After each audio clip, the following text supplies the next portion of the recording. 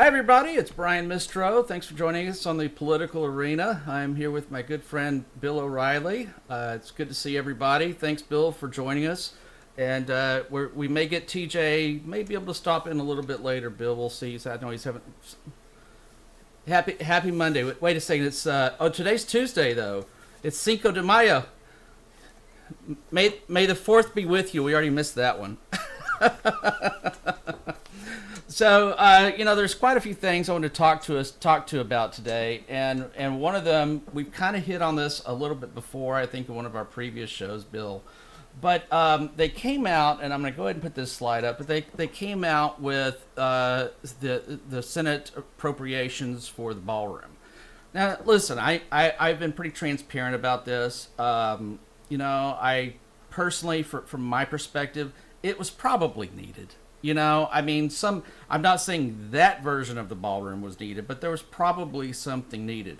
However, and Bill, I've stayed straight with this. I have no problem calling Democrats out on this program and saying that's political malpractice. I've done it regularly. This is political malpractice, and let me tell you why. Because it started off, we had private donations, and the ballroom was going to cost $200 million. Nobody had to pay anything. Then it was $300 million. Then it was $400 million. And now today, the Senate passed $1 billion in taxpayer money just for the safety aspects of the ballroom. That doesn't even cover a single brick getting laid. And listen, I'm not...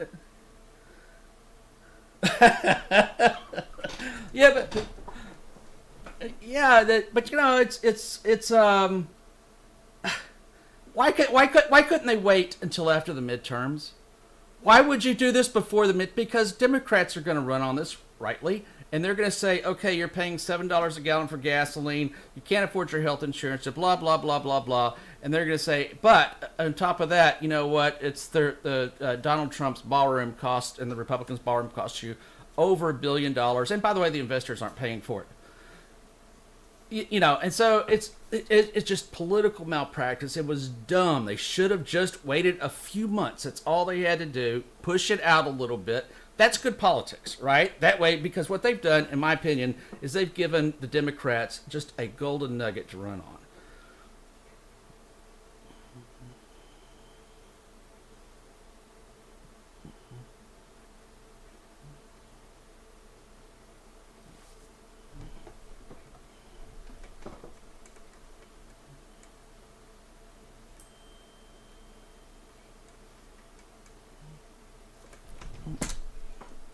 Now, where it should have been part of a really unified 250 thing.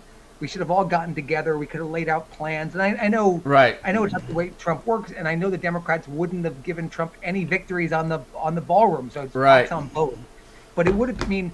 I was 13 for the bicentennial and riding around with the bubblegum cart in the spokes of the bike and with the flags going. It was such a warm and whole national experience, and it just doesn't feel that way this year. And I think the ballroom at the White House is just kind of part of that. It's just we're not working together in any possible way, and it's just too bad. It's just sad. It's just sad. Is that just American. Kind of symbolic of where we're at?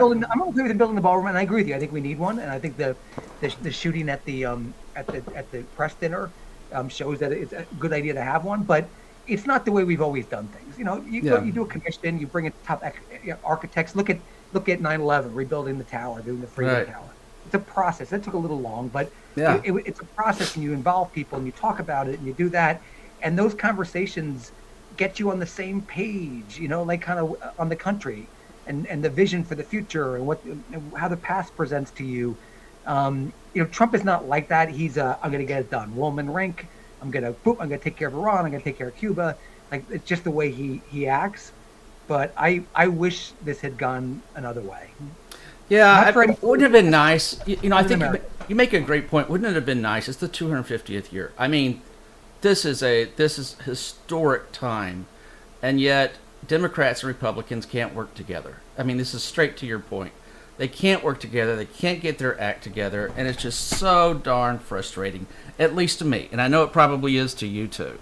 Yeah, I mean, Brian, I've got a 250th hat. I was in Saudi Arabia recently. I was needed to bring a couple of gifts there, and so I brought some U.S. the official 250 hat, and I have one of them.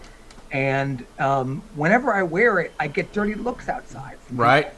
Like it's like it's just like it's come on, They see the stars and stripe and assume it's Trump for the ones who don't like Trump, and it's I'm not attacking any side. I'm just saying I wish we weren't here. I wish we could celebrate 250, wear the hats, and like when you pass people in the supermarket, say, "Hey, yeah, happy birthday," or whatever you might say. Yeah. Like we did 50 years ago. Yeah. How are you, Welcome, TJ? welcome on, TJ. Good. I am absolutely frazzled. Like all of a sudden, all of my internet disappeared. Perfect. Well, I hate to tell you, but when you watch the program, Bill's really been making a lot of fun of you, so it's going to be really bad. Well, He that was saying makes all for good- kinds of bad things about you. That makes for good programming. I defended you. So I believe you. I believe you. Well, let's chat about something else real quick. And I know we brought this up just the other day. And I'm going to read the little slide for those that are either watching and can't read it, or are just listening to the program. But U.S. intelligence assessments indicate that the time Iran would need to build a nuclear weapon has not changed since last summer. So I'm going to go back to you again, guys, and say, why did we do this if we're not going to stop the nuclear program? That should be, we already made the investment in it, in lives and in money and everything else. And at this point, it would seem to me that not taking care of the nuclear program is an absolute failure of planning and what we have to do. And I get it. And listen, I have two kids that, if the draft occurred, they would get yanked into the draft. So I've got a friend whose son is on his way there now. so it's I don't know a way that you're going to do it without putting boots on the ground or something really creative, maybe with our allies. But God Almighty, if they don't take care of this, we're going to be right back there in a few years. I mean, we're just going to be. I was going to kick it right to you, TJ, because you came in late. But I just want to say one thing. I do think that time is going to be the element here. We talked a little bit about the oil and how they're going to have to shut those wells down. Mm-hmm. Some of them will never reopen. They lose pressure on them. It's a really, really technologically complicated thing. Again, the idea is that the Iranians have no place to put their oil. So as they pump it, there's no place to put it. Right. And it becomes a major crisis. That's like a big crisis in the oil industry. And I think when that happens, they'll be more likely to negotiate on the nuclear.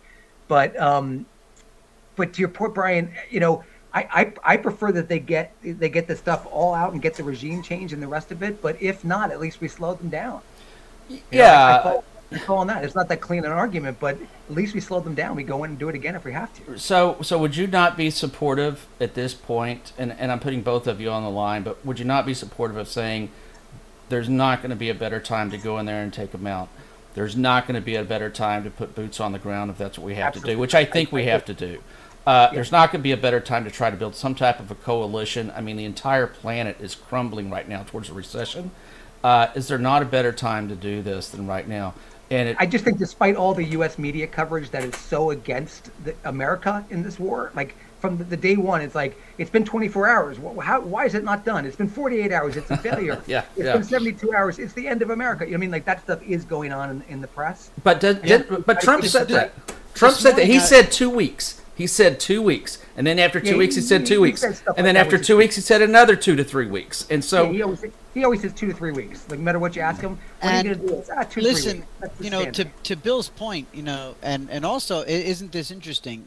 Brian, I didn't get a chance to look at that story. I figured it was profound enough and spoke for itself. I didn't get a chance to get into the weeds on that article, but when you mentioned this thing that I knew we were going to be talking about. My first thought a couple of hours ago when we got the notes for today, and then just now when you repeated this topic, I've thought, well, let's see, which news agency is that? Who exactly how much exactly how much propaganda are they going to be spewing on? So that's A. B. This morning, in the gym. I was listening, as I do every morning, to the BBC Today program, and in that they talked about how an Iranian spokesperson talked about how the United States is going to find itself in yet another embarrassing quagmire. Exactly the word that has been kicked around the leftist media in America and by Democrat senators in their recent testimony with Pete Hegseth. So it's out there. It's clearly happening. The left media is so unbelievably. Hey, look! If I was me, our guy Rob Astorino, Bill. If Rob Astorino was still in government and I was a reporter, I would have this much integrity. I would be doing everything I could to help Rob. That's how I'm wired, and I know that. Okay, and so, but I never pretended to be anything else other than that. And I was also never a journalist. I've always been an opinion guy. So. I don't really have that. I don't have to have that integrity. Anyway, the point is that we all know what side of the bed they wake up in the morning, because also you see the jobs they take when they leave journalism. Or rather when they leave government posts and they go to journalism, or vice versa. Well, far be it from me to agree with liberal print. However, I think there is a rule. I think that is actually the reason that Trump has not gone into Iraq full on, boots on the ground, everything else, is because he doesn't want to get stuck into a quagmire. Right. Yeah. Exactly. And that's where, when there's boots on the ground, the Q word can come up. Sure. That's where you can get a quagmire. But right now we can sail away. We could, but I mean, again. But there's still nuclear material there. It's going to take the Iranians a long time to get to it. And in theory, I would think you could sit there and bomb them as they're trying to dig it up, right? I mean, exactly. But still, I just don't know if there's going to be a better time than we have right now to be able to do it. I don't think it gets better. They're much more resilient than I thought. I thought that they would have been taken down after a couple of weeks when they were weakened, but they're much stronger than that. Yeah. I just don't have nukes. I want to chat with something, and that would actually be a really good discussion for our Thursday thoughts. I think we may do something different for our Thursday thoughts. We'll see.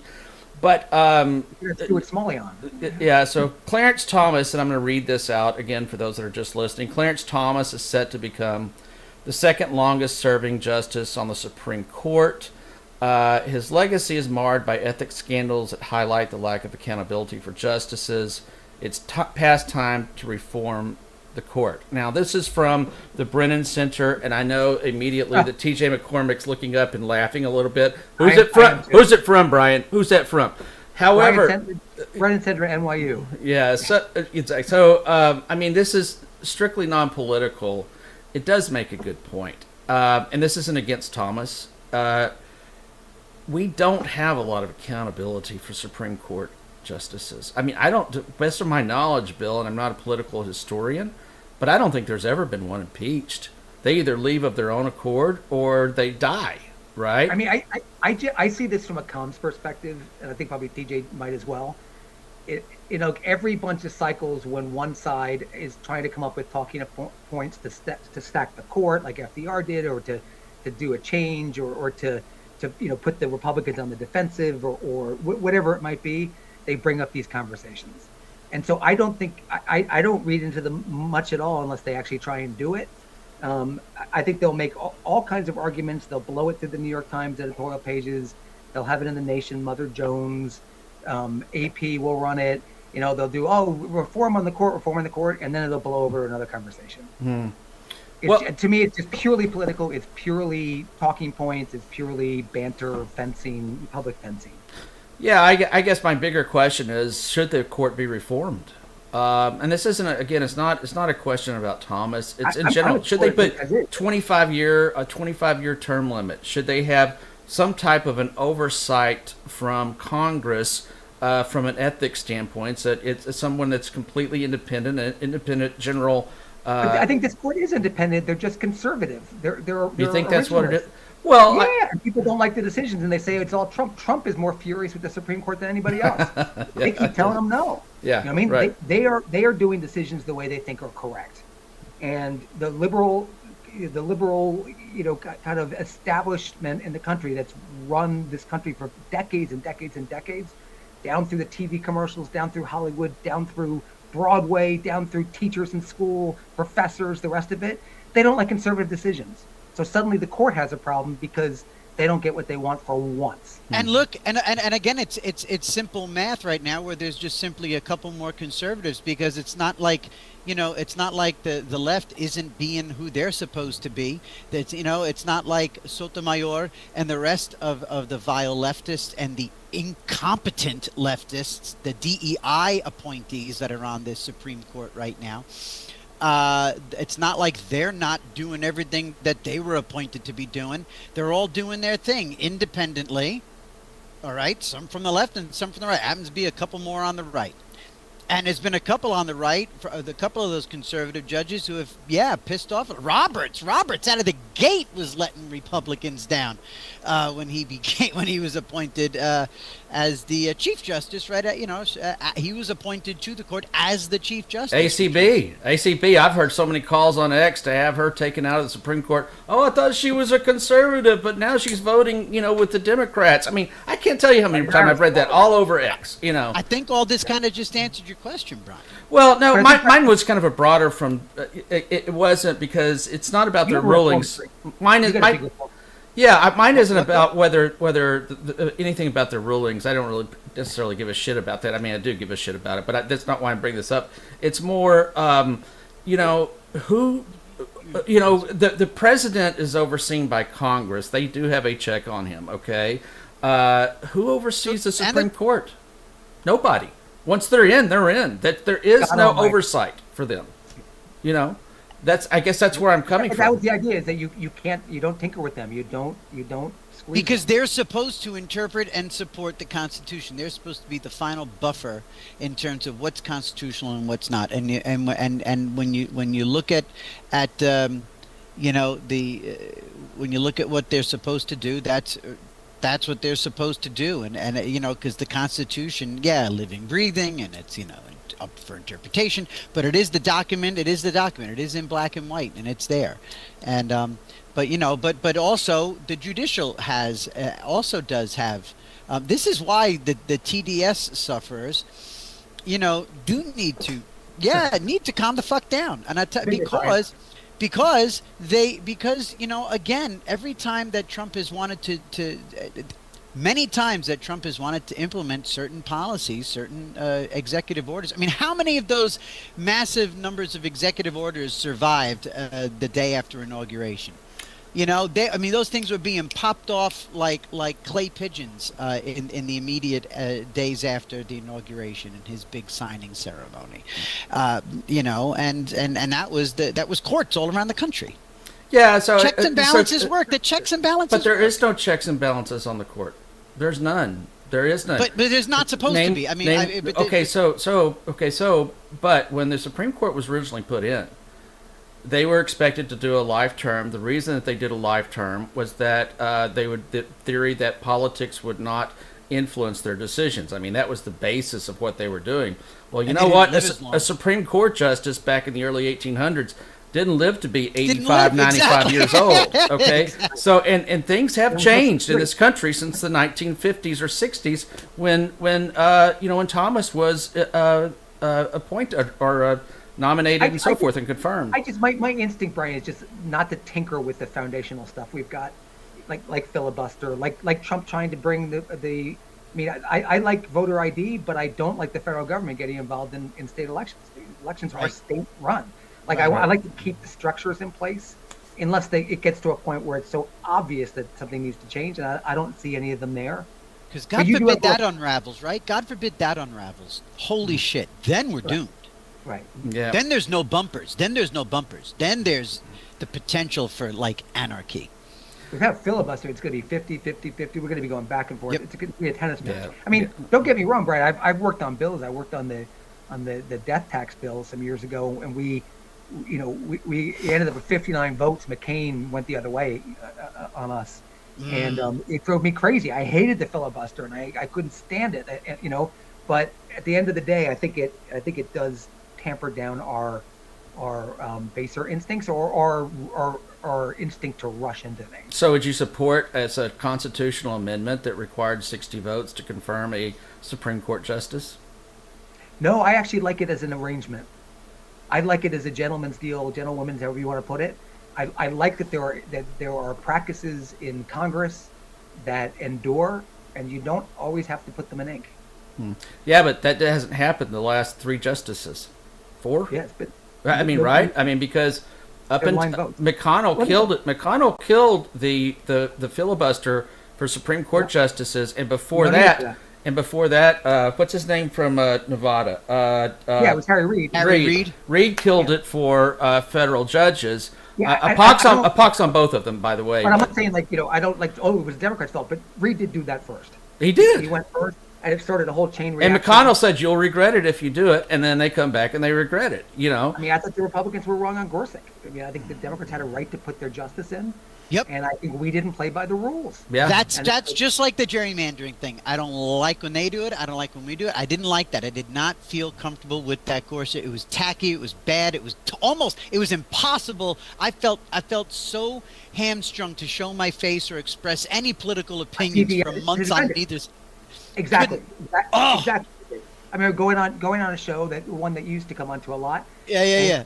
I'd see that in the lineup, and I'd be like, oh God. I would prepare I'd prepare my bow out. I'd be like, I got to the point I just don't defend what I don't want to defend. Yeah, I agree. That was broken on both sides. It was that, and that was really bad. That was really bad. The 250th thing, right? There's still enough here for all of us to agree on something, for God's sake. Why can't we? Yeah, why can't we come together? Yeah, so I'm going to tell you something else, and you're probably going to be surprised at where I'm going to come from this. But for those that don't know, John Fetterman has pissed off all the Democrats. They're calling for him to leave. They're going to get him. They want him to be. Primaried out, which incidentally he probably will be. And so the Republicans have set up, as you can see through this article or through this slide here and so forth. Mm-hmm. They're trying to get him to flip over to be a Republican. It's not going to happen, I don't think. First of all, 90% of the stuff he votes would not match up with anything remotely conservative in the Senate. But here's the point that I wanted to make. So Democrats are pissed off at him because he's not voting the party line.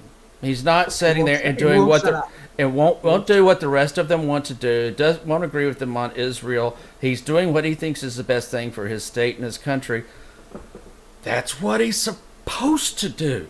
That's what every one of these assholes are supposed to do. That is their job, is not to follow the party line. Their job, Republican, Democrat, or Independent, is to do what's best for your state and your country, full stop. So, and listen, you can hear the shit come from the right, too, on some of the senators. It's just, that's what their job is supposed to do. And going back to your point, Bill, in the 250th year, maybe we need to go back and look at the Constitution and what we're supposed to do in this country to make it functional again. And that's why I am just so pissed off that they're sitting here, and they're going to primary him out. I don't see him surviving. Right, and I think the Constitution's functional. I think we're not. Yeah. We're dysfunctional. Yeah. The Constitution's fine. I mean, the living, breathing, of course, you can always adjust it, all that talk. But the Constitution has worked for a long, long time. And a lot of people around the world for a couple of centuries have looked at it, studied it, and marveled it. And said it's the best ever written. Yeah. Like Trump. It's the best. We have the best. Yeah. Mm-hmm. And that goes back to how bad some of our politics have gotten in our 250th year as we look here. And, it'd be so great if on our Thursday Thoughts we can really focus a lot on, okay, what are the real big issues facing this country, and how do we help make some of these better? Because it's things like that in my opinion, 50 years ago, we might have gotten fussed at, but it wasn't the same hardcore political, my side, your side, better not to pass something that might be a compromise than anything else. And I don't know, it really set me off, because that's what his job is, to do what he believes is right, and they've got the right to vote him out if his citizens don't like it next time. What do you guys think? This is a little off topic, if you don't mind, Brian. Yeah. What do you guys think? Like I'm just thinking of 76 and what the vibe was in the country, and it was like, we're about to roll into the disco world, and the drug rocket Hendrix and the Doors and all that stuff was kind of, it was a lot of shifting currents going on. and then we rolled right out of the America stinks and Vietnam and all that. We're all like, everyone, beating on Americans like we do today.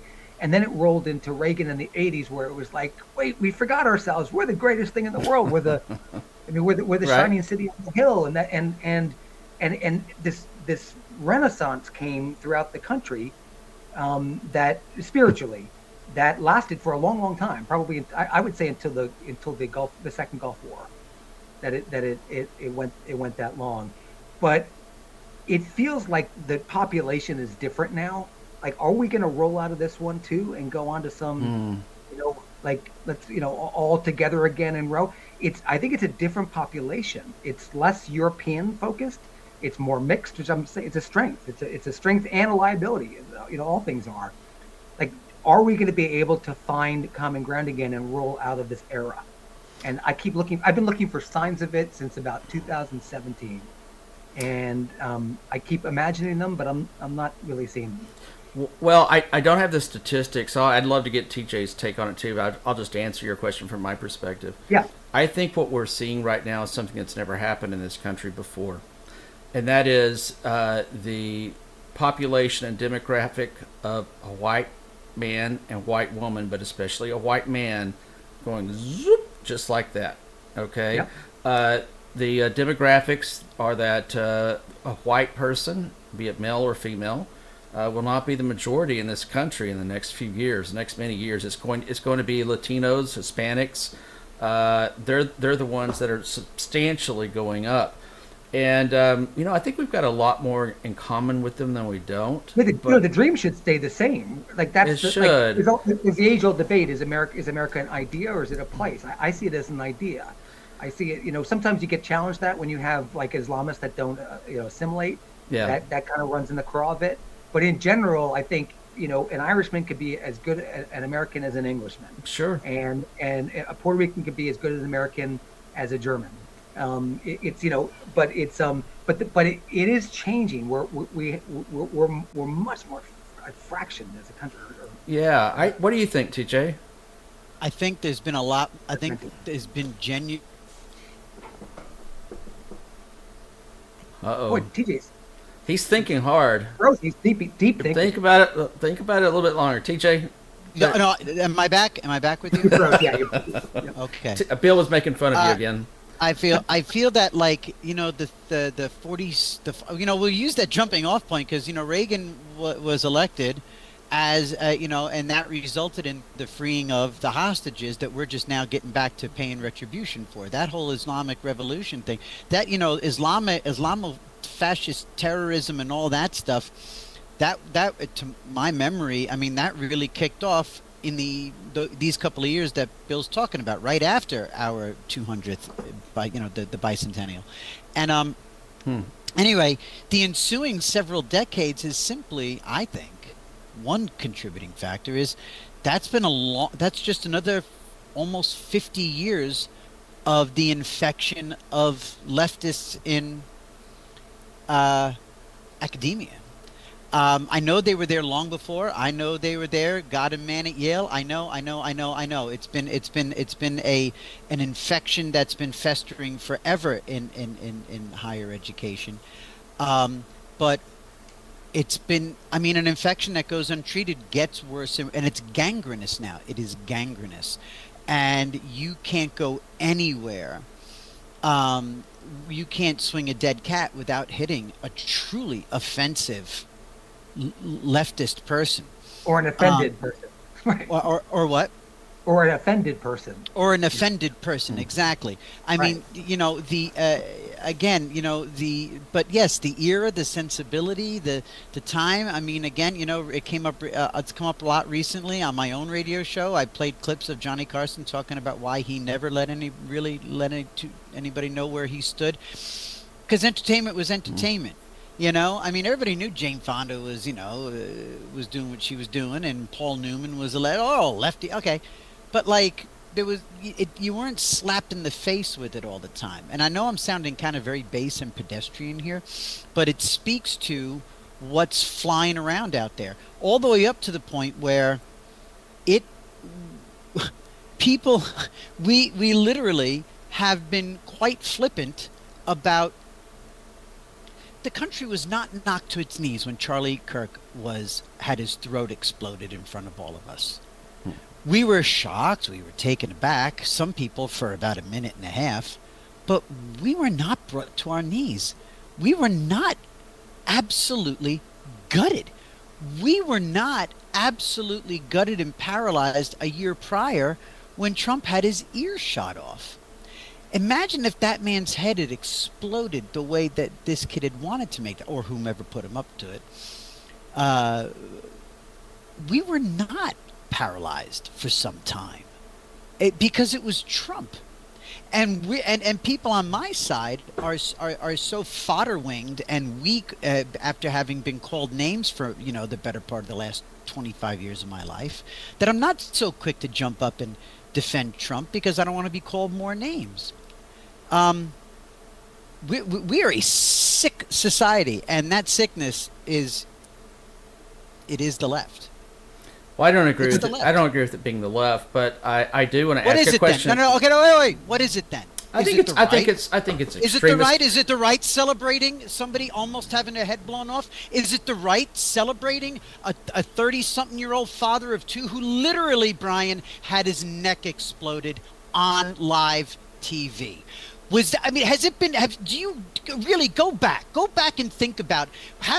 Does the right get flippant online? Does the right in mass in such big numbers? Such big numbers, Brian, quantify it, because I can sit here and I can show you hour after hour after hour of Twitter feed of people making jokes, making light, or even just being passé. Being passé about that was bad enough, let alone the jokes. You go ahead and you quantify how much the right does that. You go ahead and I will absolutely ravenously eat it up because it doesn't exist. How many Democrat friends do you have? Plenty. Because I've got a gazillion of them, and I don't know a single one of them was rejoicing or posting online or doing any of that. That's why you're their friend. That's why they're your friend, because they're decent human beings.